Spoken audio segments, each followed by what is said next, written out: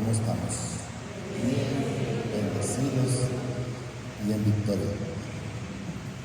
Dice que el tema que tocó el hermano a través de lo de David, y así a veces a la gente se le olvida que el Señor es un Dios de orden.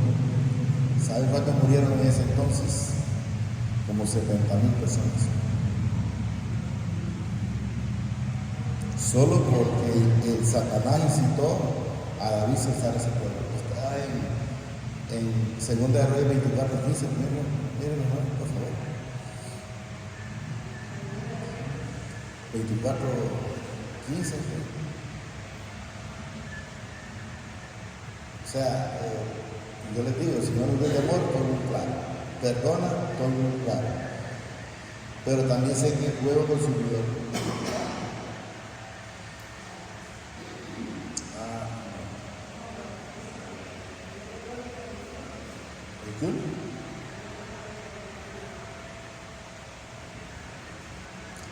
No, es Samuel. Segunda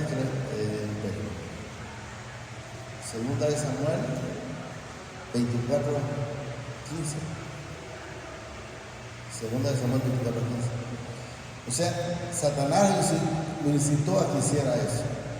Por eso les digo yo del tema que tocábamos el jueves y el viernes, de que Satanás va a buscar de que la gente busque a resolver su problema por su fuerza.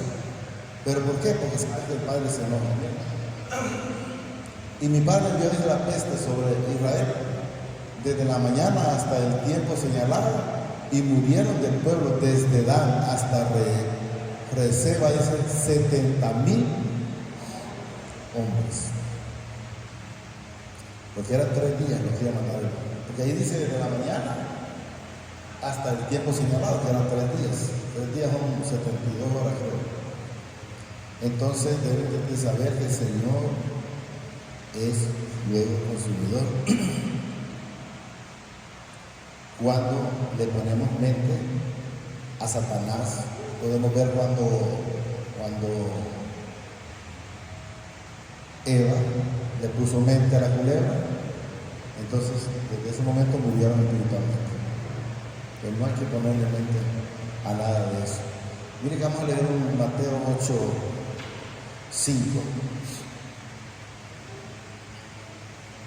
El título es Jesús sana, dice, al siervo de un centurión.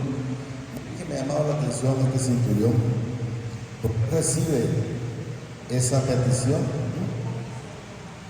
Recibe esa petición, que es ese milagro para su siervo, y no me enseña la palabra que haya sido cristiano. Era una persona que no andaba en la del Señor, pero clamó y recibió y tenía fe. Entonces a veces hay personas inconversas, de alguna manera, que tienen fe, mucho más fe que los cristianos. No digo que todos, pero que muchos cristianos. Ellos empiezan a trabajar.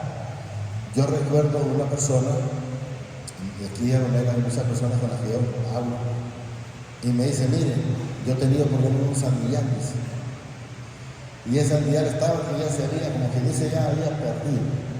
Y yo me puse con el asadón, dice, teniendo fe de que iba a resolver. Y en lo que estaba andando con el asadón, dije, miré una cosa que brillaba por allá. Y ya viene y la limpié, dice. Y era la Virgen María. Y era la Virgen María. Sí, pero lo que quiero entender es cuando la gente tiene la fe. Que una cosa es ser cristiano, otra cosa es hacer la voluntad del Señor, y otra cosa es tener la fe. Y mire que bueno, y empieza ese hombre, y mire que ese hombre le fue bien, solo por una cosa, por la fe. Entonces tenemos que entender, vamos a ver, la fe. Entonces Jesús dice, en Capernaum vino a él un centurión rogándole y diciendo, Señor, mi criado está postrado en casa, paralítico y gravemente atormentado. Podemos verla, no es una persona que dice que andaba con el Señor, no, es una persona que vivía su vida, en su trabajo, porque él era como un oficial, digamos de la manera, porque él lo menciona más abajo, donde dice, yo tengo siervos a mi servicio, le digo a aquel ve, va, y le digo al otro ven y viene, y ya aquel hace, ya. Y eso es lo que demuestra que era una persona de alguna manera, digamos, obediente. Mi criado está, dice, postrado en casa, paralítico, gravemente atormentado. Y me llamó la atención la palabra atormentado. Porque si ustedes ven cuando cada cristiano, lo que Jesús sanó, ¿cómo estaba? No dice que estaban enfermos, sino atormentados. ¿Y quién nos atormenta? Los espíritus inmundos. Pero también me llamó la atención otra cosa. ¿Quién atormenta a los espíritus inmundos? El Señor Jesucristo. El Señor Jesucristo. Ustedes pueden ver en parte cuando, creo que fue cuando llegó al hato del ganado, que le dijeron Jesús, o sea, que lo conocían, porque ha venido, dice, a atormentarnos antes de tiempo. ¿Qué significa? Que ellos pasan, por decir, vaya, en Job, o en el tiempo que estuvieron en mí, pasan cierto tiempo. Y ellos dijeron, ¿por qué ha venido antes de tiempo? Como que Dios todavía no hemos terminado de hacer lo que corresponde. Entonces ellos se sienten atormentados cuando llega la luz a nuestras vidas, o cuando llega la presencia del Señor Jesucristo a nuestras vidas. Miren, gravemente atormentado. Y Jesús le dijo, yo iré y le sanaré. Respondiendo el centurión y dijo, Señor, no soy digno de que entre bajo mi techo, solamente di la palabra y mi criado sanará. Entonces podemos ver, él dijo, no soy digno, ¿por qué? Porque sabía que era pecado, sabía que era alguien que no tenía absolutamente nada que ver con el Señor. Entonces podemos ver, muchas veces pedimos, como decía a través de la hermana, y empezamos a decir las cositas que hemos hecho. Entonces podemos ver que dice, no soy digno de que entre bajo mi techo, solamente di la palabra y mi criado sanará. O sea, tenía fe, exageradamente. Y nos dice el Señor, porque también yo soy, ahí lo menciona él, por ahora digo que cristiano no lo miré en ninguna parte, hombre bajo autoridad, terrenalmente habla él, y tengo bajo mis órdenes soldados, y digo a este ven y va, y al otro ven y viene, y a mi siervo hace esto y lo hace. Al oír Jesús dice, se maravilló y dijo a los que le seguían, o sea, les estaba diciendo a ellos, de cierto os digo, dice, que ni aún en Israel he hallado tanto, o sea, prácticamente le está diciendo que ninguno ha hallado la fe que este hombre, que no es nada la parte cristiana. ¿Bien? Tanta fe. Y os digo, dice, que vendrán muchos del oriente y del occidente y se sentarán con Abraham e Isaac y Jacob en el reino de los cielos. Pero cuando nos vamos a sentar en el reino de los cielos, cuando estemos con Él desde donde nos ha sacado hasta que nos lleve. Pero si alguien se queda en el camino, como muchos quedaron en el desierto, de antemano pues no irán a estar en el reino de los cielos. Muchos se van a quedar en el camino. ¿Por qué? Porque se han acomodado. El Señor me ha puesto un poco la palabra acomodado. Y acomodamiento, por ejemplo, el Salmo, porque cuando estuvo en las aguas calientes, ¿por qué se murió? Porque se acomodó. Entonces llegó a tal... Así, nada más que él no la sintió, pero los demás la van a sentir en el ruedo. Entonces, no sé si lo lograron entender. Lo que quiero que entendamos es que el acomodamiento es cuando usted se siente relajado donde está. De repente sabiendo que no está con la salvación, pero se siente relajado ahí. Como que dice, bueno, ya dijo yo que el Señor viene y no viene. Entonces, ¿qué sucede? Cuando acordó, el sapo se murió. Porque se quemó. Como cuando usted empieza a meterse en un agua tibia y luego se va calentando, pero el cuerpo se aclimata. pero llega un momento que va a llegar el tope. Entonces hay muchas personas que se han acomodado. Yo por eso yo les digo, yo le paso diciendo al Señor constantemente: Señor, deme siempre más hambre esta palabra. No permita que me acomode, no permita que caiga constantemente. Constantemente le paso diciendo al Señor, porque quiero estar con Él. Pero para poder estar con Él es necesario estar haciendo las cosas que hay de verdad. Y se sentarán, dice, con Abraham, Isaac, Jacob, en el reino de los cielos. No habla del infierno, saben que esos están por allá. Mas los hijos del reino serán echados, dice, a las tinieblas de afuera. Ahí será el llorar y el crujir de dientes. Y me llamó la atención y leí siempre Mateo 22:13. Me llamó la atención esa parte porque ya la había leído en otro lado y está en ese texto. Entonces cuando dice los del reino, cualquiera cree que está hablando de los hijos, pero no, está hablando de los que no son hijos. Los del reino, pero los del reino de Satanás. Miren lo que nos dice. Entonces el rey dirá a los siervos: atarle de pies y manos y echarle, dice, en las tinieblas de afuera. Ahí será el lloro y el crujir de dientes. ¿Y saben de qué se refiere el Señor a ese tema? Es cuando, bajémoslo un poquito, hermana, por favor, o al 11 por ahí, al 10 si quieren. Miren, y saliendo los siervos por los caminos, juntaron a todos los que hallaron juntamente, malos y buenos. Y a las bodas fueron, dice, y las bodas fueron llenas de convidados. Habla que fueron todos, buenos y malos, ¿no? Y luego, miren, y entró el rey para ver, dice, a los convidados, y vio allí, dice, a un hombre que no estaba vestido de boda. O sea, él lo llamó a todos, pero no todos se arrepintieron.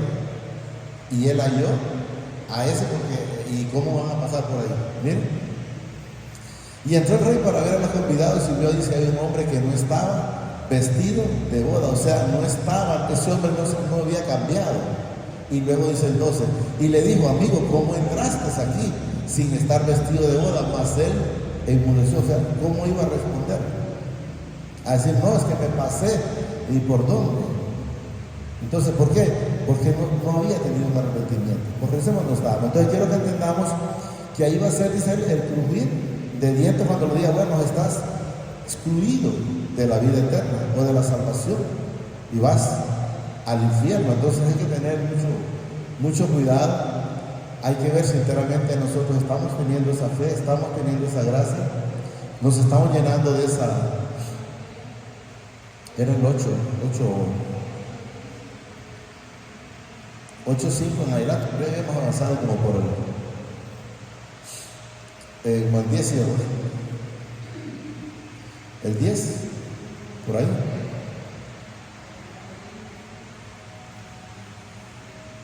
El 12.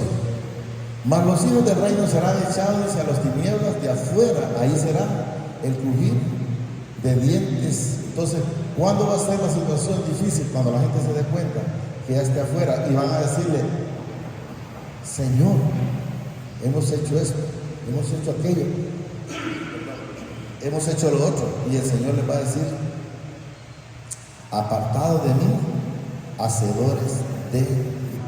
¿Por qué? Van a creer que el Señor va a estar, que dije tenía esa parte, pero no la tengo, para verla leída. Entonces quiero que entendamos que es necesario estar con Él para luego no estar afuera como van a estar ellos. Miren, el lloro y el crujir de dientes. Entonces Jesús dijo al centurión: ve, y como creíste, te sea hecho. No dice que se va a hacer, porque si ustedes leen la escritura más al fondo, ahí el centurión, aunque tenía la fe, creo que entró en duda, porque cuando llegó a donde estaba el enfermo, preguntó: ¿y a qué habrá fe sanado? quería colaborar, y parece, no me recuerdo, que parece que la hora es como por las 4.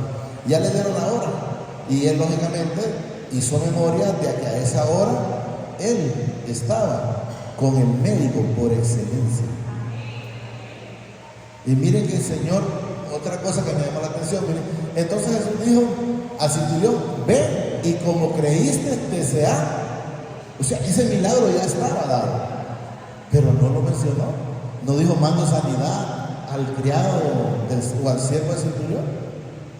O sea, Él es soberano y Él hace todo lo que quiere. Miren, repito.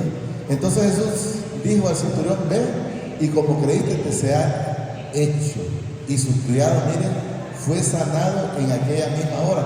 Por eso les digo, lo he leído más abajo y aparece, él llegó al lugar y preguntó: ¿y a qué hora fue sanado? Entonces le dijeron la hora, y fue la hora donde él sabía que había estado él hablando con el Señor Jesucristo. Entonces Jesús dijo al centurión: ve y como creíste te sea hecho. Y su criado fue sanado. Hasta ahí lo vamos a llevar, porque luego es otro que es de la suegra de Pedro. Pero no quiero, como dicen, llevar tanta palabra y al final no poder atesorar nada. Entonces mejor solo atesoremos lo que el Señor ha permitido a través de la hermana y lo que mandó. Pero quiero que entendamos, es necesario la fe. Hay una parte que dice en la Escritura: sin fe es imposible. ¿Qué significa? Que no lo agradamos si no tenemos fe. Es necesario tener esa fe. ¿Y qué podemos hacer para tener esa fe? El Señor del hijo que decía que era echado en agua y era echado en fuego, el Señor le dijo: conforme a tu fe te será hecho. Y él le dijo: Señor, creo, pero aumenta mi fe. ¿Qué le está dando a entender? Señor, yo de aquí para allá creo, pero internamente no. Aumenta mi fe. Y su hijo fue restaurado desde ese momento. Entonces quiero que entendamos, cualquier duda que nosotros tengamos, si no le pedimos al Señor, pues vamos a seguir en esa incredulidad.